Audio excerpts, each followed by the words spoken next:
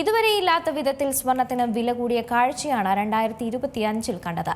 വെള്ളി വിലയും ഉയർന്നിരുന്നു. പുതുവർഷത്തിൽ സ്വർണത്തിനോ വെള്ളിക്കോ തിളക്കം കൂടുന്നതെന്നാണ് ചോദ്യം.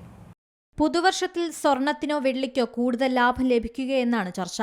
ബ്രിക്സ് രാജ്യങ്ങൾ സ്വർണം കൂടുതൽ വാങ്ങുന്ന കാഴ്ചയാണ് കാണുന്നത്. ആഗോള സ്വർണ്ണ ഉൽപ്പാദനത്തിന്റെ 50% ബ്രിക്സ് രാജ്യങ്ങളുടെയും സഖ്യകക്ഷികളുടെയും നിയന്ത്രണത്തിലാണ്. ഡോളറിന്റെ ആഗോളാധിപത്യം കുറയുമെന്ന സൂചന നിലനിൽക്കുന്നുണ്ട്.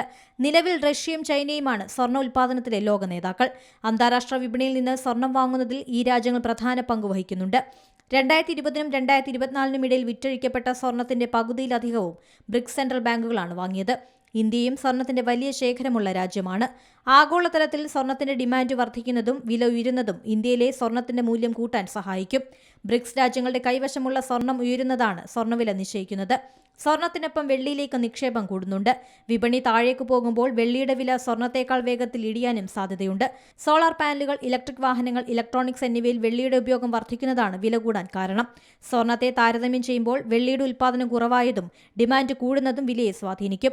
വെള്ളി വിലയിൽ ഈ വർഷം ഉണ്ടായത് വലിയ കുതിപ്പാണ്. 2024 ഡിസംബർ 31-ന് കിലോയ്ക്ക് 89,700 രൂപയായിരുന്ന വെള്ളി ഇപ്പോൾ 2 ലക്ഷം കടന്ന് റെക്കോർഡ് ഉയരത്തിലേക്ക് എത്തിയിട്ടുണ്ട്. 2026-ൽ സ്വർണമോ വെള്ളിയോ ലാഭമെന്നാണ് കാത്തിരിക്കുന്നത്. News desk C Malayalam news. ഏറ്റവും പുതിയ വാർത്തകളും വിശേഷങ്ങളും വിരൽ തുമ്പിലറിയാൻ സി മലയാളം ന്യൂസ് എല്ലാ ഡിജിറ്റൽ പ്ലാറ്റ്ഫോമുകളിലും ലഭ്യം.